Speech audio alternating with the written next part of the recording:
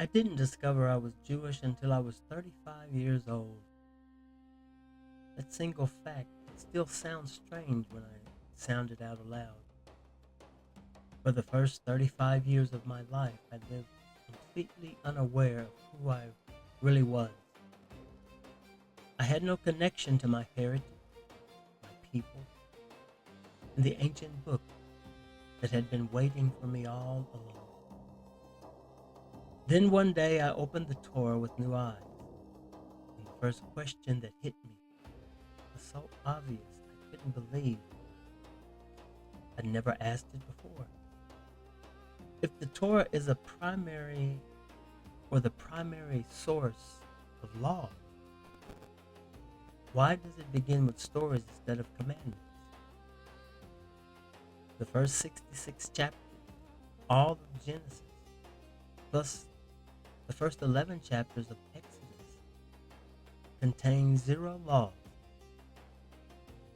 No thou shalt not, no legal code at all.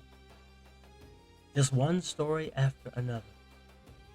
Creation, Adam and Eve, Cain and Havel, Noah and the flood, Tower of Babel, and the patriarchs, the Avot.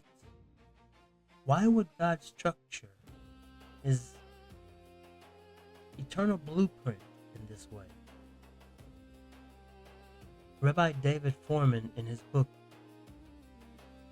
in his series, A Book Like No Other, he answered this question. His answer was simple and profound. He said the Torah is actually telling a story in the settings, the trees, the garden, and its layout carry a hidden meaning. He taught me that sometimes the most obvious question in the biblical text are the ones everyone skips over. The elephant in the room question. That conversation changed everything for me. Stories create realities, as Rabbi Goldstein teaches. God did not lecture or legislate the universe into existence. He spoke it into existence. Let there be light. And the light became light. Let the firmament, let the earth bring forth. Those first words in Genesis are the original operating system of creation, the tree of life blueprint. Every story in those opening chapters is a piece of that blueprint. And the very first blueprint God gave humanity was a single man, Adam. That word is never translated into any other word other than mankind. That word stands for Adam, Mashiach, and David. Adam, the first creation. David, Hashem's servant and his Messiah, his Mashiach. Those words, that is what you and I are. We are descendants of Adam and Eve. We are the descendants of Noah and his 3 sons. And the DNA research done by Dr. Nathaniel Jensen, which is a peer-reviewed test, shows that every male in the world has a set of 3 parents, mother and father. 3 fathers and 3 mothers are the progenitors of all mankind. As the Torah tells us, as God wrote it down, and as he spoke it to 3 million people at one time, who have kept this code alive. First it was given to Adam, and then to Noah, and then to Abraham and his descendants. We have kept this blueprint,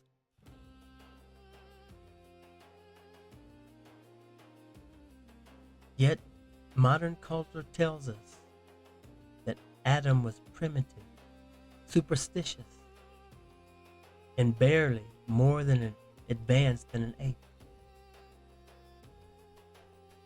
Adam wasn't just the first human being. He was the human being closest to God that ever lived. He was created tom, whole, complete. Not perfect, but so complete.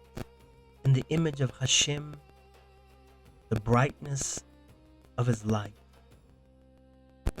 With intelligence and language, the language of Hebrew, he named all the animals.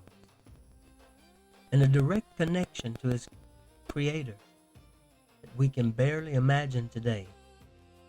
Every generation since has been moving farther away than that original perfection.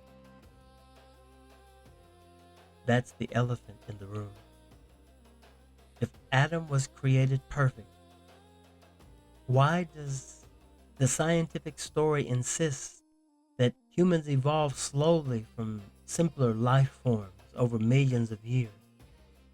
Why does it treat our ancient ancestors as ignorant cave dwellers when the Torah presents Adam as the pinnacle of creation?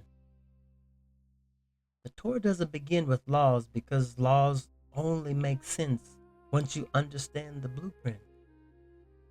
The stories come first because they define reality itself. And those stories are mathematical. Professor Chaim Shor discovered something that should stop every skeptic in his tracks. The Hebrew word for sun, shemesh. The word for earth, eretz. The moon, yarech. Match modern scientific measurements with astonishing precision. Change even one letter and the entire mathematical system collapses. This is deliberate, precise. It is the precise code embedded in the beginning. The elephant in the room is no longer hiding. The Torah begins with stories because stories are the original code. Adam was the first blueprint, and that blueprint was never primitive. It was perfect,